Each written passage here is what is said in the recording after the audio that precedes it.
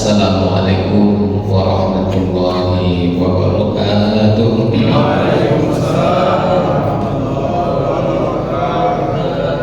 Alhamdulillahirabbil alamin. Alhamdulillahilladzi khalaqas samawati wal ardh wa ja'ala adh-dhulumati wan nur. Nashhadu an la ilaha illallah wa nashhadu anna Muhammadan abduhu wa rasuluh. Allahumma salli wa sallim wa barik ala sayyidina Muhammad wa ala alihi wa ashabihi ajma'in. Rabbi shrah li sadri wa yassir li amri wahlul 'uqdatam min lisani yafqahu qawli.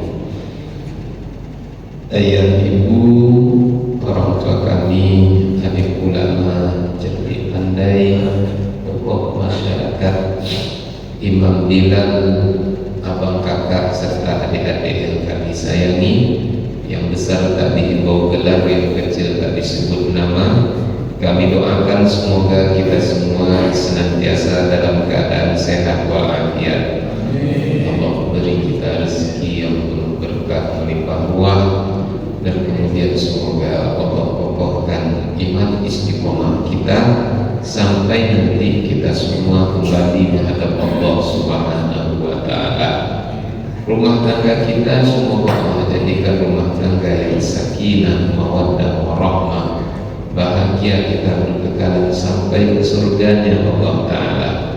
Anak-anak kita, adik-adik ustaz, semoga menjadi anak-anak yang soleh dan solehah. Adik-adik ustaz ini nanti insya Allah ada yang menjadi presiden. Adik-adik ustaz nanti mudah-mudahan ada yang menjadi menteri tanya. Adik-adik ustaz ini nanti mudah-mudahan ada yang menjadi bupati, gubernur, wali kota. Adik-adik ustaz ini nanti mudah-mudahan ada yang menjadi pemain sepak bola terkenal. Adik-adik ustaz ini mudah-mudahan nanti ada yang menjadi pengusaha sukses.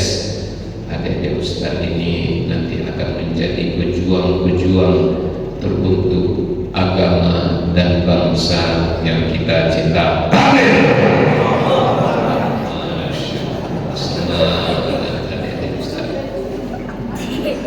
Bersyukur kita kepada Allah Ta'ala atas segala karunia yang Allah curahkan kepada kita semua, dengan banyak-banyak mengucapkan Alhamdulillah.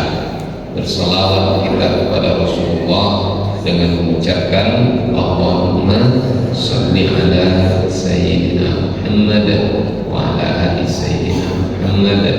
Assalamualaikum ya Rasulullah. Mic-nya aja keras nih, suara saya benar sebenarnya. Ayah bunda, kita awali ta'lim kita dengan sama-sama membaca surat Al-Fatihah, boleh? Baik. A'udzu billahi minasy syaithanir rajim. Bismillahirrahmanirrahim. Alhamdulillahi rabbil alamin. Ar-Rahmanir Rahim. Maliki yaumiddin. Iyyaka na'budu wa iyyaka nasta'in. Ihdinas siratal mustaqim. Siratal ladzina an'amta 'alaihim ghairil maghdubi 'alaihim waladdallin. Amin. Ayah bunda, suatu ketika saya membaca di sebuah laman web di internet. Di mana Bu? Internet. Ini bukan Al-Quran, ini bukan hadis. Dalam bacaan itu saya mendapati ada sesosok nama yang namanya sangat dielu-elukan, sangat dimuliakan dan disanjung oleh oleh orang-orang Eropa, terkhususnya orang Inggris. Orang mana Bunda? Inggris. Nama yang kita maksud yaitu Winston Churchill namanya. Siapa namanya Bu? Winston Churchill. Ada apa dengan nama itu? Saya coba browsing lebih jauh. Winston Churchill ini ternyata salah seorang yang bertanggung jawab juga atas runtuhnya kekhalifahan Turki Utsmani. Siapa dia Pak?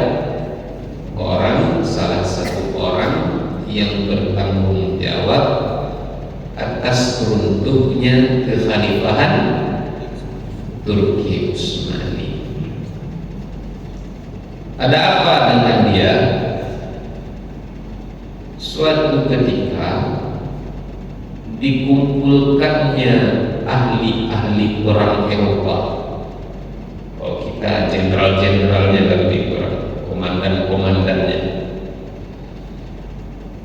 Ketika ahli-ahli perang itu berkumpul berdiskusi, lalu kemudian sambil nyantai dibawanya ke depan istana.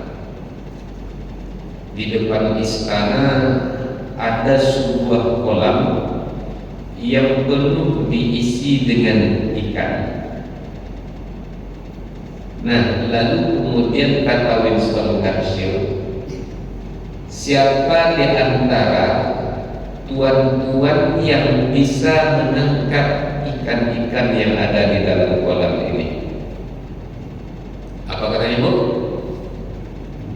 Siapa di antara tuan-tuan yang bisa menangkap ikan yang ada di dalam kolam ini? Ini bukan nyanyi, bukan nyanyi. Bila ingin mandi, apa sih?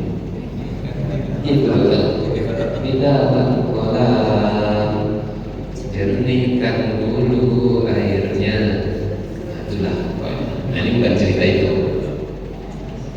Siapa di antara tuan-tuan yang bisa menangkap ikan-ikan yang ada di dalam kolam ini? Satu persatu kemudian di antara ahli-ahli perang itu kemudian angkat tangan. Saya komandan, saya panglima. Lalu kemudian satu persatu dipersilahkan untuk mencoba mencari peruntungan untuk menangkap ikan. Pokoknya mana rasa-rasanya paling mudah, berusahalah untuk menangkap. Ikan berhasil dipegang tapi tak berhasil ditangkap. Agaklah ikan di mana tadi? Di dalam air. Sampai letih orang yang pertama, akhirnya dia menyerah karena sudah letih. Keluar dia, lalu kemudian masuklah orang yang kedua. Berusaha juga dengan segenap strategi yang dia punya guna menangkap ikan. Berhasil pun dia pegang ikan tapi tak berhasil dia tangkap. Begitulah seterusnya sampai yang ingin mencoba dicobanya semuanya. Tapi ahli-ahli perang tadi tak satu pun yang bisa menangkap ikan-ikan tersebut.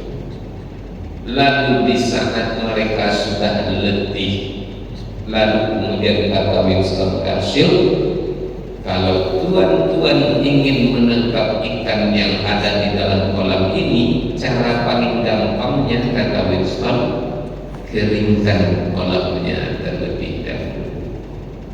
Apa katanya Bu? Keringkan kolamnya terlebih dahulu. Kalau kolam ini sudah kering, dengan sendirinya nanti ikan-ikan yang ada di dalam kolam ini pada lemas, dan pada akhirnya ikan-ikan itu pun akan mati.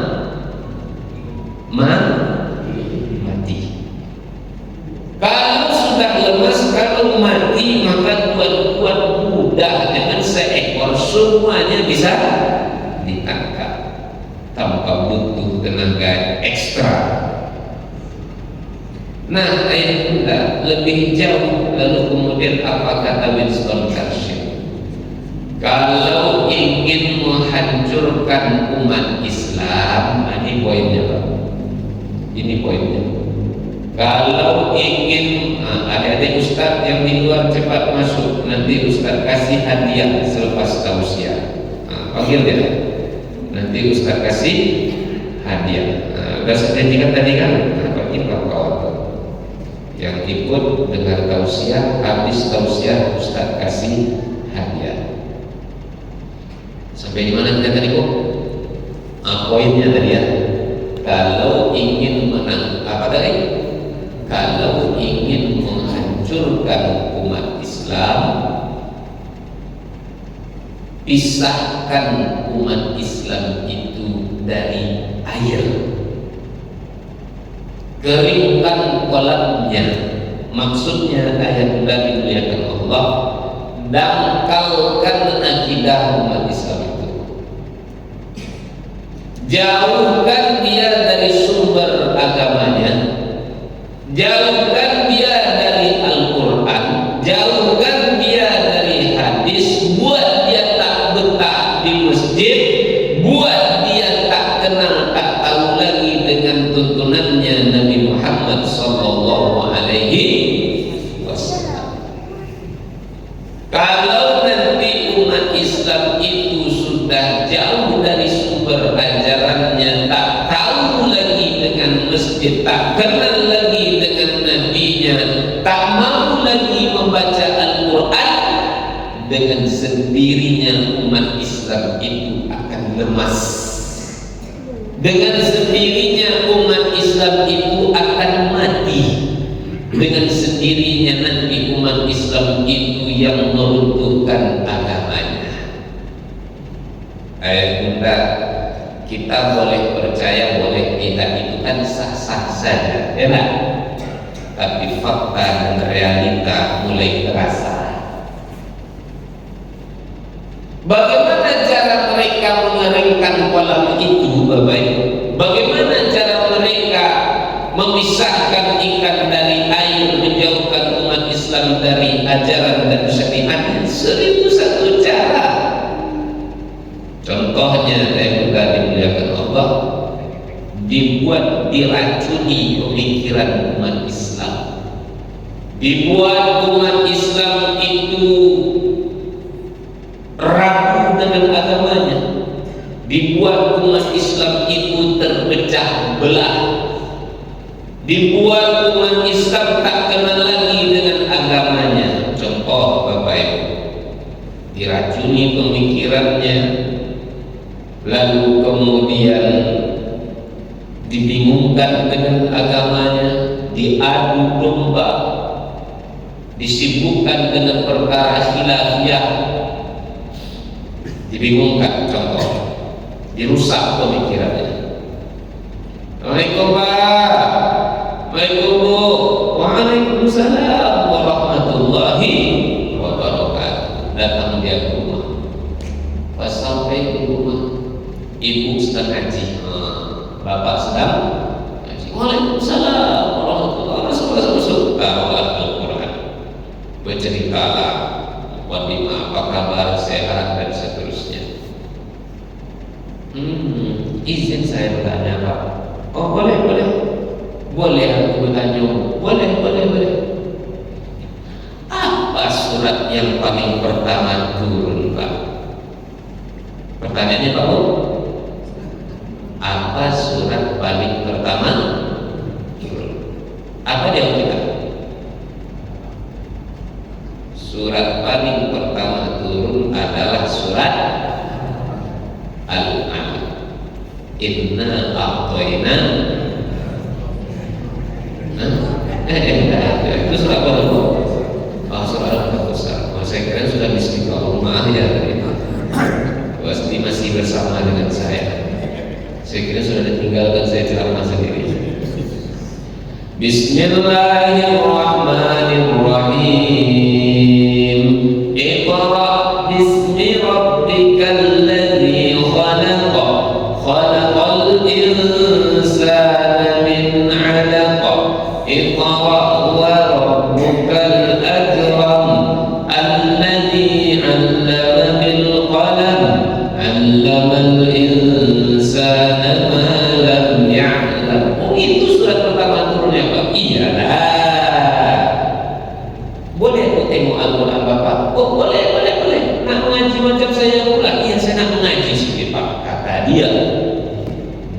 bukanya Al-Quran Bapak Ibu. Pas pertama ditengoknya surat apa? Surat apa? Al-Fatihah Pak. Al-Fatihah. Katanya tadi surat pertama turun surat ini surat apa? Al-Fatihah Pak. Banyak koleksi buku Bapak Ibu ya. Alhamdulillah. Nampak kitab Sahih Bukhari, kitab Sahih Muslim, ada di atasnya tafsir, di bawahnya hadis, kitab-kitab akidah, kitab-kitab fikih. Boleh aku baca kitab Sahih Bukhari itu Pak? Oh boleh. Ibu ambilkan pula kitab apa tadi? Sahih Bukhari. Sepakat ulama Sunnah wal Jamaah, kitab yang paling sahih setelah Al-Quran itu kitab Sahih Bukhari dan kitab Sahih Muslim. Antara Sahih Bukhari dengan Sahih Muslim lebih tinggi levelnya kitab Sahih Bukhari. Dibukanya pula kitab Sahih Bukhari. Bab pertama kitab Sahih Bukhari Bapak Ibu, babnya bab Bada'ul Wahyi. Apa? Bada'ul Wahyi. Bada'u permulaan, al-wahyi wahyu pertama turun. Panjang cerita Nabi yang bertahan seribu Hira bolak-balik Nabi sampai turun. Malaikat Jibril di dekat Nabi lalu dibacakan di surat Al-Alaq. Di dalam kitab Sahih Bukhari hadis yang menjelaskan tentang ayat pertama turun juga surat Al-Alaq. Kata Sahih Bukhari ini ayat pertama turun juga surat Al-Alaq. Tapi Al-Quran Bapak, semua guru-guru yang menyampaikan ayat pertama turun itu apa? Tapi itu Al-Quran Bapak ini kok Al-Fatihah pertamanya. Oh jangan-jangan nih Al-Quran Bapak ini tak otentik lagi. Bahasa ilmiah. Jangan-jangan Al-Quran Bapak ini sudah dirubah-rubah, sebagaimana kitab-kitab samawi terdahulu juga itu sudah dirubah-rubah oleh umat-umat terdahulu.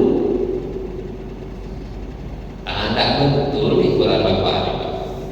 Kalau Bapak mau yang Al-Quran seperti yang diturunkan di zaman Nabi, jadilah Al-Quran yang dipangkalnya kalau kita buka berjumpa dengan surat Al-Alaq.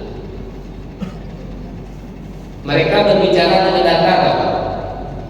Berbicara dengan data, mereka punya data. Makanya orientalis itu, yang siapa orientalis? Orang yang mendalami Islam tapi tujuan mereka mendalami Islam untuk menghancurkan umat Islam.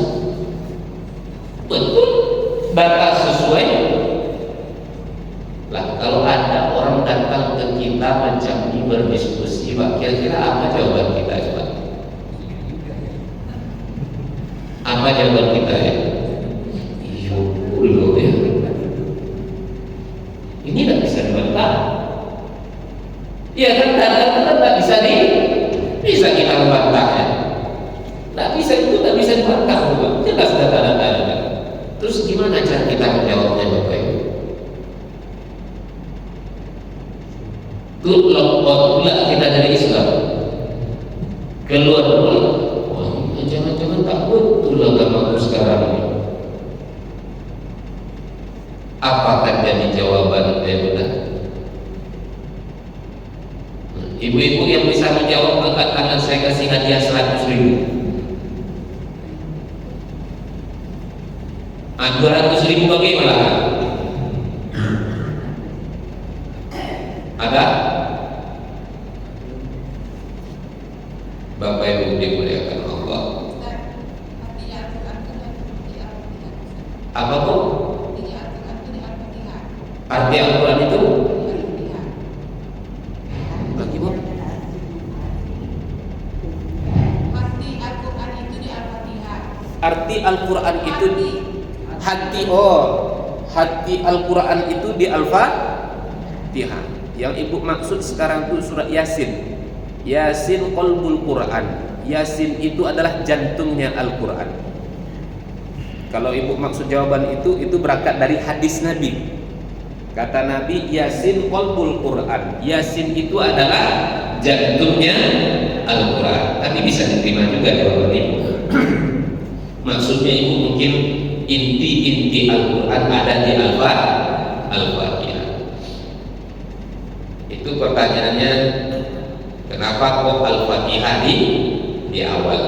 Yang saya tanyakan tadi, kenapa kok Al-Alaq ditaruh di awal? Kan Al-Alaq yang paling pertama turun. Ayat bunda dimuliakan Allah Subhanahu wa ta'ala. Kita yang mengaji sudah bertahun-tahun saja, dan hitam rambut karena mengaji, dan sampai mau ditelan bumi kita lagi Pak, masih belum tahu kita jawabannya. Padahal ini di antara strategi dah bertahun-tahun yang dipakai untuk merusak akidah umat Islam. Makanya Bapak Ibu, sependek yang saya telusuri, umat-umat Islam yang keluar dari agama Islam itu rata-rata orang yang berpengetahuan rendah.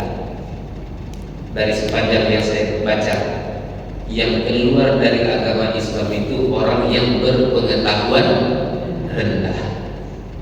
Orang-orang kafir yang masuk ke dalam agama Islam rata-rata orang yang berpengetahuan tinggi. Mereka sudah mengkaji.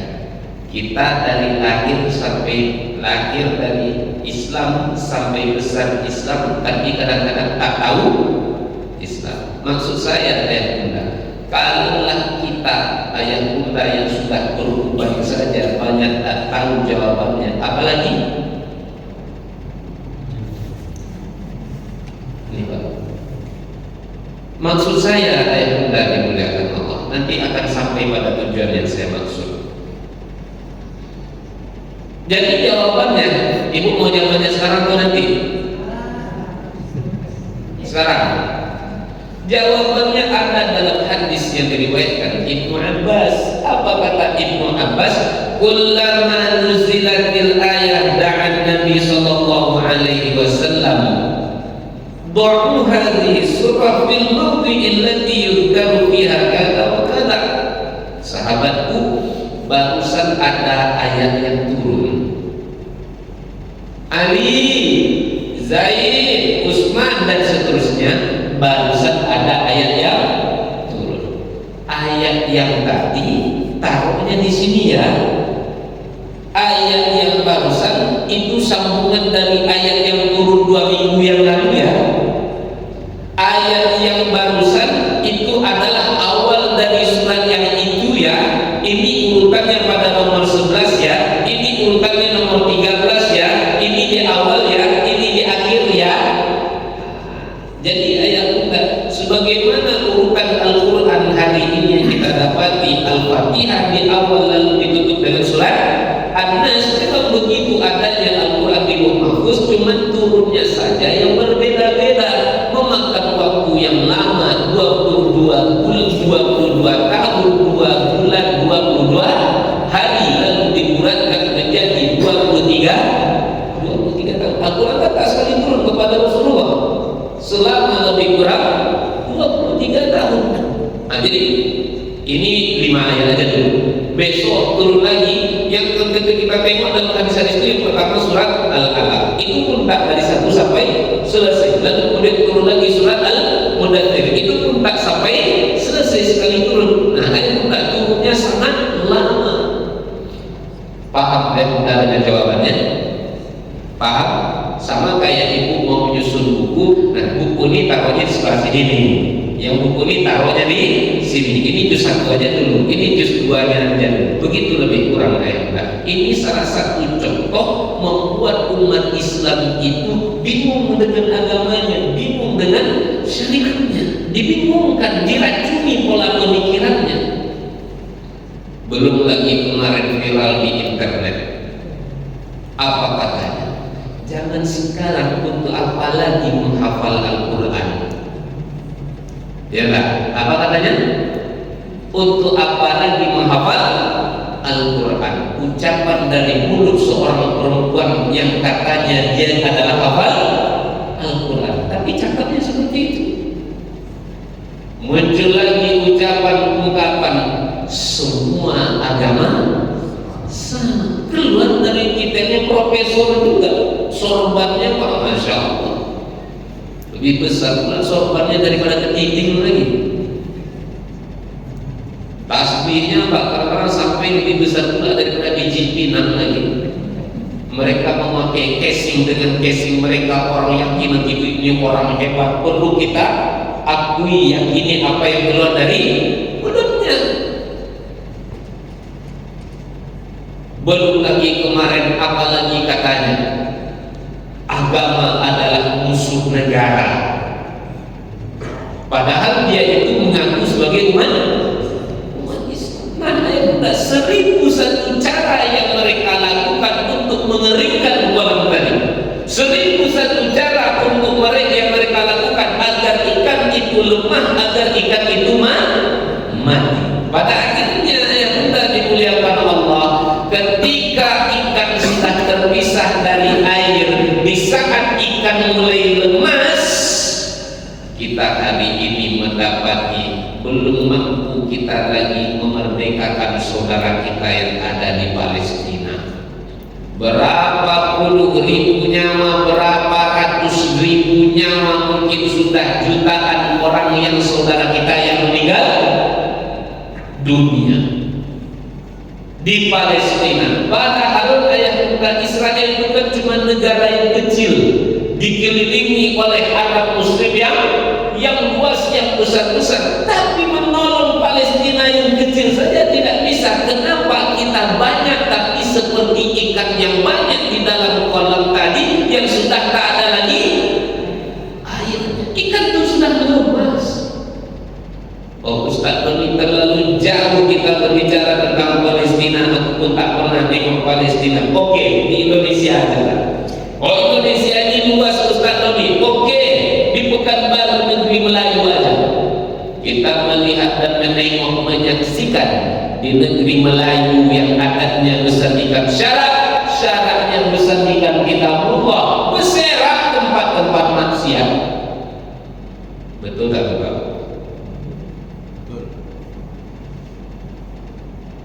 Kita tengok betapa banyak warung remang-remang sampai warung yang terang-terangan. Di bulan Ramadan orang petantang petenteng di negeri Melayu adatnya bersandingan syarat bersandingan. Enak-enak aja dia Pak di negeri kita. Duduk dia di warung, duduk dia depan Alfamart, Indomaret, lalu kemudian merokok dia di situ, kopi satu, lalu kemudian roti satu. Kok bisa itu terjadi? Karena ikannya sudah lemas. Bapak Ibu, saya ini orang yang sangat penakut. Dari sekian Bapak Ibu yang hadir di sini, saya lah orang yang paling penakut. Tidak bisa saya pungkiri.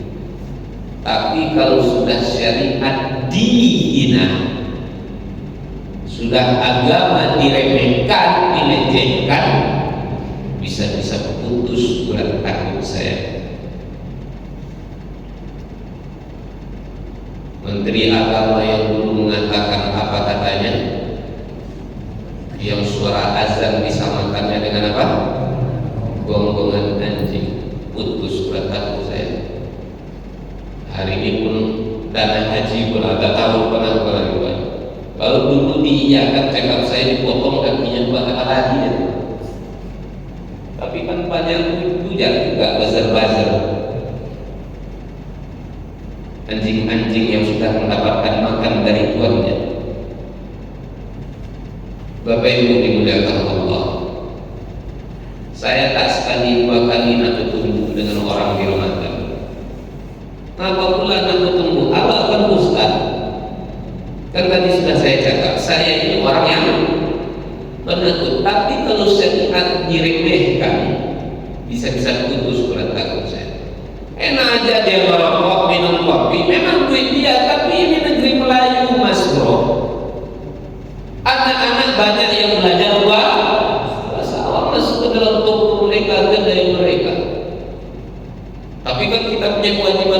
saya jalankan kewajiban saya. Ud'u ila sabili rabbika bil hikmati wal mau'izatil hasanah. Ajaklah orang itu ke jalan Allah dengan hikmah, dengan mau'izah hasanah. Saya sampaikan. Tapi apa hendak dibuat-buat Bapak Ibu? Darah tidak terlalu cepat mendidih bubur. Saya abang orang Islam. Oh iya. Entahlah Pak, itu rasanya abang rokok di sini. Kalau pernah rokok dan minum di luar sana lah. Bapak orang Islam.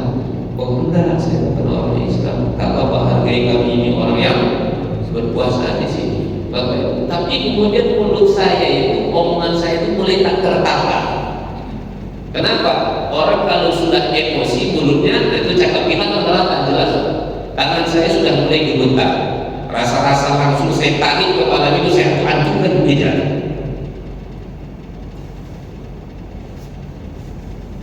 Di cucian mobil kadang-kadang gitu juga. Awak cuci mobil, enak aja kau. Yang salah juga kalau yang tukang cuci mobil lah. Disediakan pula nasi goreng, apa lagi? Mie goreng.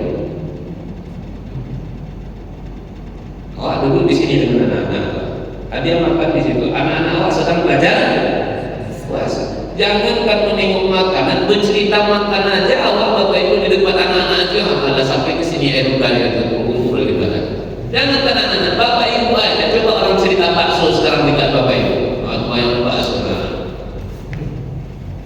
Bang, nanti tolong tergeis di pagi berpuasa ini. Tapi apa ada ya? Rasa-rasa musik tidak tulang punggungnya itu.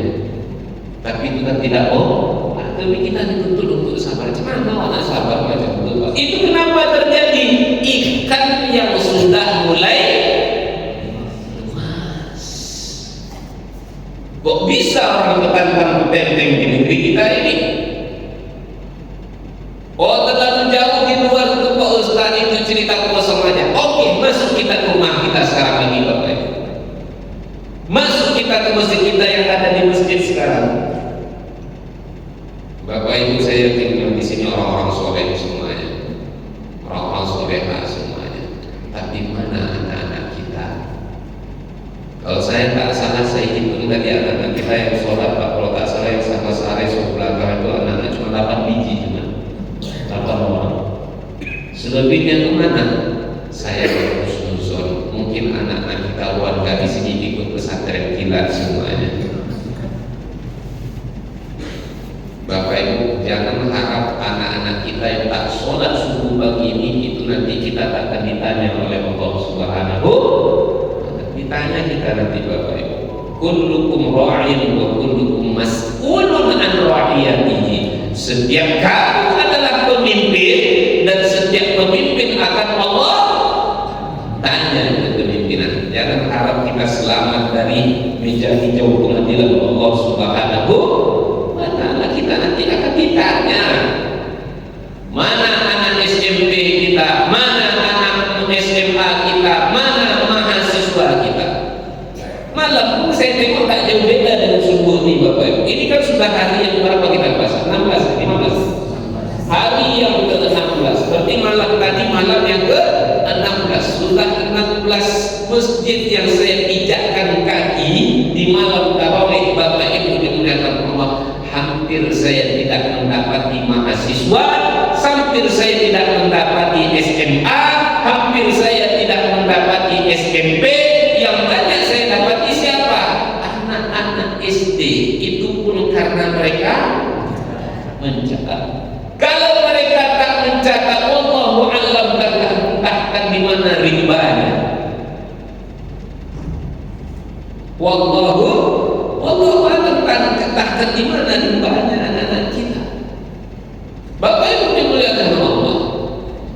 Kalau kita tak berhati-hati dari sekarang, Bapak Ibu dimuliakan Allah, kalau kita tak berhati-hati dari sekarang, 20 tahun, 30 tahun yang akan datang, mungkin tak akan ada lagi orang yang sujud sholat di masjid yang kita banggakan ini. Saya ulang, kalau kita tak peduli, tak berhati-hati dari sekarang, tahun, 50 tahun yang akan datang, bisa jadi tak akan ada lagi orang yang sholat di masjid kita ini. Bukankah sejarah pengalaman adalah guru yang paling berharga? 500 tahun Islam berjaya di Turki, 750 tahun Islam berjaya di Andalusia, Spanyol sana. Dibangunlah masjid-masjid yang megah, dibangunlah masjid-masjid yang mewah. Hari ini masih jadi masjid, masih jadi masjid baru.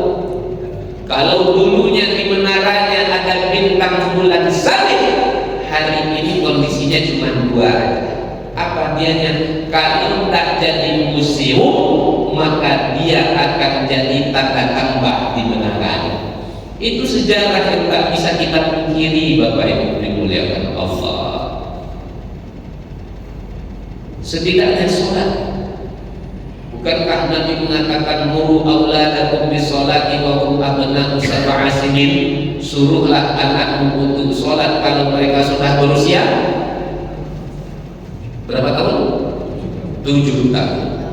10 tahun kalau tak sholat juga diapakan? Waqribul. Itu bentuk tegasnya syariat terhadap Ustaz. Suami aku tak sholat, Pak Ustaz. Berapa usia suami ibu? 69,5 tahun, Pak Ustaz. Boleh aku pukul Pak Ustaz? Tidak boleh ibu pukul suami. Berdosa pula ibu. Yang 7 tahun, 10 tahun aja dipukul Pak Ustaz. Masa yang 67,5 tahun tidak dipukul Pak Ustaz? Jangan berdosa ibu. Terus kalau tak dipukul ya bukan Pak Ustaz. Hari Ahad macam ini kan ada habis. Bawa nanti maraton ke Sudirman, terus nanti ujung naik ke jembatan flyover. Pas di jembatan flyover, kita berkodak dulu di sini Bapak. Berkodak apa? Macam yang di film Tiger itu, yang begini namanya.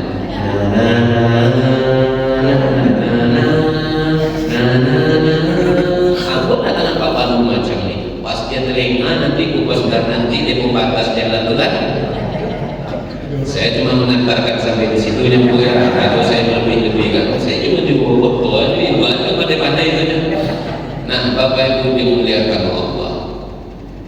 As-salatu imaduddin, salat itu tiang agama. Faman aqamaha faqad aqamad-din, siapa yang mengerjakan salat dialah yang mengokohkan agamanya. Wa man tarakaha, siapa yang meninggalkan salatnya faqad hadad-din, dialah yang meruntuh agamanya. Makanya dari hadis ini kita akan tahu yang meruntuhkan agama Islam itu sendiri bukan orang Islam, bukan orang kafir, tapi orang Islam itu sendiri. Kenapa?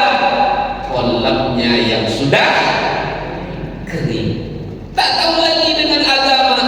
Ketika umat Islam tak lagi kenal dengan agama, tentu umat Islam tak tahu lagi mana yang suruhan, mana yang larangan, mana yang halal, mana yang haram, mana yang hak, mana yang batil. Akhirnya apa?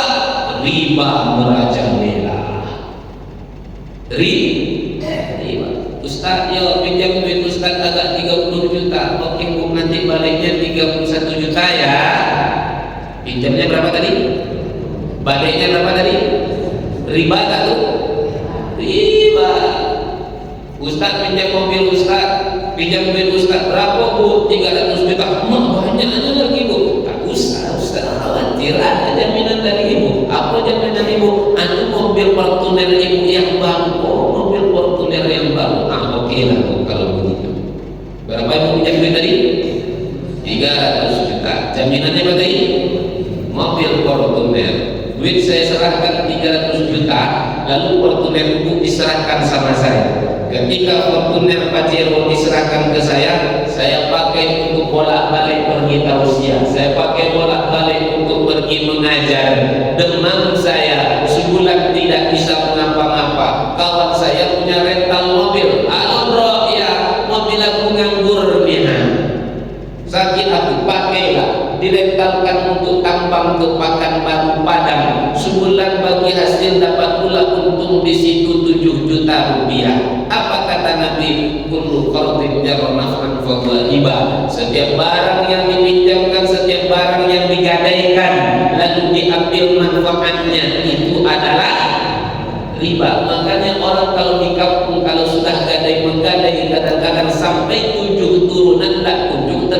suci. Kenapa? Di pencaharian cuma dari sawah. Ustaz pinjam duit Ustaz 50 juta, apa jaminannya? Sawah. Akhirnya duit saya kasih 50 juta, sawah ibu saya yang mengelola. Padahal sumber makanan ibu, pencarian ibu dari mana? Dari sawah. Sekarang sawah itu di mana? Saya yang mengambil alihnya. Dari mana itu mau bayar hutang? Jangan tuh bayar hutang untuk makan aja payah. Kenapa? Sumber pencaharian bapak ibu sudah beralih tangan kepada siapa? Itu buah dari apa? Ikan yang sudah terpisah dari air. Menjamur penyakit LGBT di tempat kita ini. LGBT, laki-laki yang suka dengan laki-laki, perempuan yang suka dengan perempuan, macam-macam. Kalau bahasa Ustaz Somad jangan sebut lagi LGBT. Terus apa Pak Ustaz PLC? Apa tuh PLC Pak Ustaz? Pecinta lubang ciri. Jangan PLC bagaimana? Apa tuh PLT? Pecinta lubang tai. Oh kok jijik tadi sebutannya Pak Ustaz? Ya, sesuatu yang hina jangan diperhalus sebutannya. Kenapa? Ketika diperhalus sebutannya tak tampak lagi kehinaannya. Sama dengan koruptor. Orang kalau disebut koruptor kan santai-santai aja. Tapi kalau disebut maling, baru agak menusuk sedikit bahasanya. Sudah jelas itu maling. Dana haji pun dimaling orang. Waliyahillah, karena ikan yang sudah terpisah dari air. Pergaulan anak-anak muda kita hari ini. Maka ayat muda dimuliakan Allah Subhanahu wa Ta'ala. Tadi saya tekankan 20 tahun, 30 tahun kalau kita tidak berhati-hati dari sekarang. Berangkat kita dari firman Allah yang terdapat dalam surat An-Nisa ayat 9. Surah apa Pak Bu? An-Nisa ayat berapa? Wal yakhshal ladzina law taraku min khalfihim dzurriyyatan dhi'afan khafu 'alaihim. Hendaklah kamu benar-benar takut dengan sebenar-benar takut. Macam mana lagi? Pokoknya takut kalilah kalian hendaknya, kata Allah, di saat kalian itu meninggalkan generasi-generasi yang lemah ekonominya, lemah ilmunya, lemah akhlaknya, yang lebih parah lagi lemah akidahnya. Kadang-kadang tak bisa juga disalahkan anak-anak kita. Yang salah siapa? Kita sendiri selaku orang tua. Banyak orang kadang-kadang menjadikan tolak ukur kesuksesan dilihat hanya dari 3. Dari berapa tuh? 3. Aku sukses kalau duitku banyak. Aku sukses kalau jabatanku tinggi. Aku sukses kalau gelarku panjang. Mohon maaf kayak bukan. Kalau ada orang menjadikan tolak ukur kesuksesan hanya dilihat dari banyaknya harta dan kekayaan, berarti belum Rasulullah yang dia jadikan pedoman, tapi justru Fir'aun yang dia jadikan tuntunan. Kalau ada orang yang masih menjadikan tolak ukur kesuksesan hanya dilihat dari banyaknya harta dan kekayaan, berarti belum Rasulullah yang dia jadikan panutan, tapi justru Qarun yang dia jadikan tuntunan. Ayah bunda, apa arti duit banyak, jabatan tinggi, gelar panjang, tapi anak pecandu narkoba? Apa arti duit banyak, jabatan tinggi, gelar panjang, tapi anak terjebak dalam pergaulan bebas? Apa arti duit banyak, jabatan tinggi, gelar panjang, awak mati dia tak pandai memandikan jenazah awak? Apa arti duit banyak, jabatan tinggi, gelar panjang, dia tak pandai mengkafani jenazah awak? Apa arti duit banyak, jabatan tinggi, gelar panjang, tapi dia tak pandai mengimami sholat jenazah awak? Apa arti duit banyak, jabatan tinggi, gelar panjang, tapi di saat kita meninggal dunia dia tak pandai berkirim Yasin Al-Fatihah, dia tak pandai berkirim doa, tak tahu dia dengan Rabbil firli wali walidayya warhamhuma kama rabbayani shaghira. Dia tak tahu itu, dia tak pandai itu. Kenapa? Ikan yang sudah terpisah dari air. Maka ayah bunda, insya Allah itu takkan terjadi di negeri kita selagi kita peduli dengan generasi-generasi kita. Bunda, demikian dapat saya jelaskan. Mohon maaf atas segala kesalahan dan kekhilafan. Mumpung ini adalah bulan Ramadan, adalah bulan kesempatan untuk mengisi kolam itu dengan air sebanyak-banyaknya. Bagaimana mengisi kolam itu? Ajak anak-anak kita ke masjid, tunjukkan mereka Al-Quran, hadirkan mereka dalam majelis-majelis ilmu. Kalau itu kita lakukan, kolam tadi akan pernah kering. Mudah-mudahan anak-anak kita nanti menjadi anak-anak yang soleh lagi soleha, bermanfaat untuk agama dan bangsa yang kita cinta. Amin ya rabbal alamin. Ayah bunda, sebelum saya tutup dengan salam, ada yang hendak ditanyakan? Tidak. Alhamdulillah ya rabbil alamin. A'udzu billahi minasyaitonir rajim. Bismillahirrahmanirrahim. Alhamdulillahi rabbil alamin, wassalatu wassalamu ala asyrafil anbiya'i wal mursalin wa ala alihi wa ashabihi ajma'in. Allahumma ighfir lana dhunubana wa liwalidayna warhamhuma kama rabbawna shighara wa li jami'il muslimina wal muslimat wal mu'minina wal mu'minat al ahya'i minhum wal amwat innaka sami'un qaribun mujibul da'wat ya qadiyal hajat. Allahumma rabbana zalamna anfusana wa in lam taghfir lana wa tarhamna lanakunanna minal khasirin. Allahumma a'inna 'ala dzikrika wa syukrika wa husni ibadatik. Allahumma rabbana atina fid dunya hasanah wa fil akhirati hasanatan wa qina 'adzaban nar. Subhanaka rabbil izzati 'amma yasifun wa salamun